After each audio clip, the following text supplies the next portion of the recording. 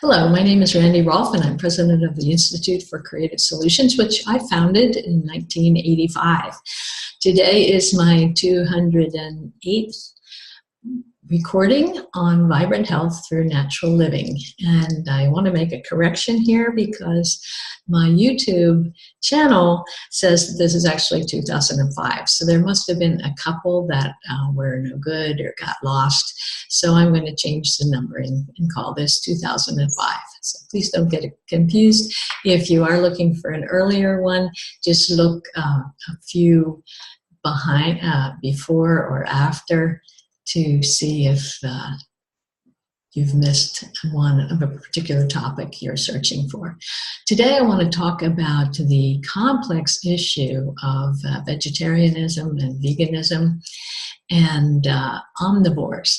There's history with humans that we are omnivores. It's one of the reasons we've been so successful in populating the whole world, because we can eat almost anything.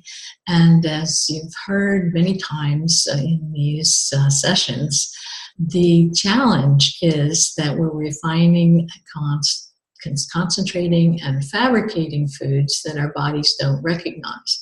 But when we move into a particular area and eat all the edible food in a balanced sort of way to get all the protein and vitamins and minerals and fats that we need, we do quite well because we have very highly developed immune systems and digestive systems and cellular metabolisms, as well as our nervous system and hormones. So we do very well on a mixed diet. And as far as we know, earliest humans developed near the equator. And at that time, there was plant food and nuts and seeds all around in profusion. And we may not have needed too much animal input because we had year-round sources. But as humans spread around the world, there is virtually no, as far as we've found, there's no successful group that is totally vegan, that doesn't eat any eggs or any dairy kinds of products. So we do need to consider whether we want to experiment by avoiding all animal products. Even honey is an animal product, obviously.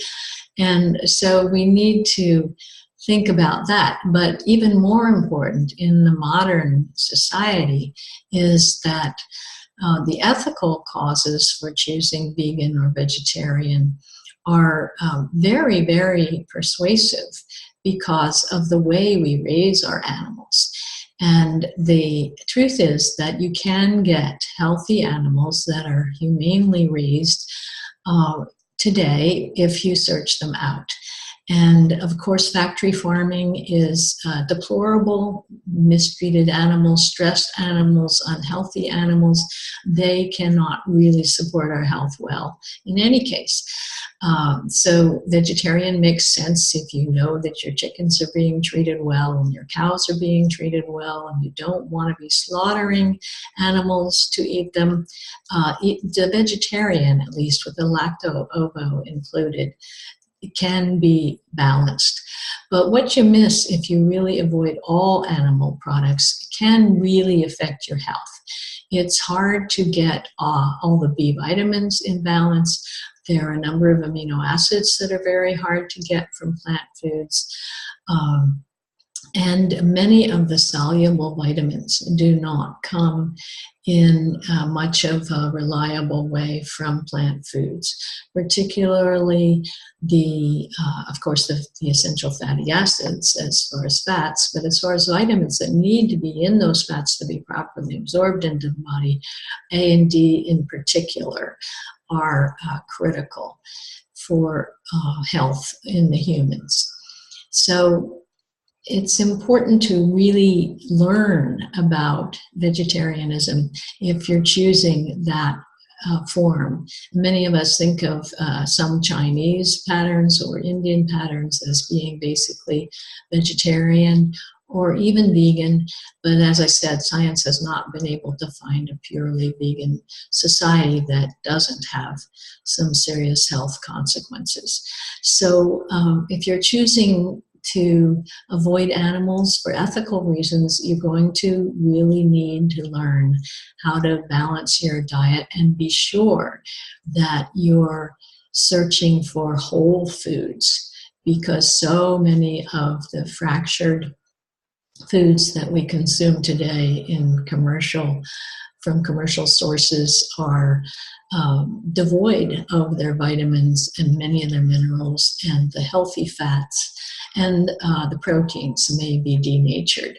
So it's important to remember that we have been eating animals from as far back as we can find, and many societies eat only animal products. So the amazing adaptability of humans is that huge spectrum of a bit of possibilities, but we have not adapted to a modern commercialized, fractionated, concentrated, and chemically poisoned diet, and we never will.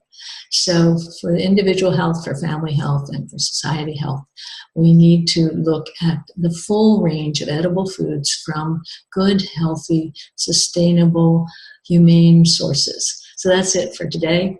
A little longer than usual, but it's a very complex subject. Take care.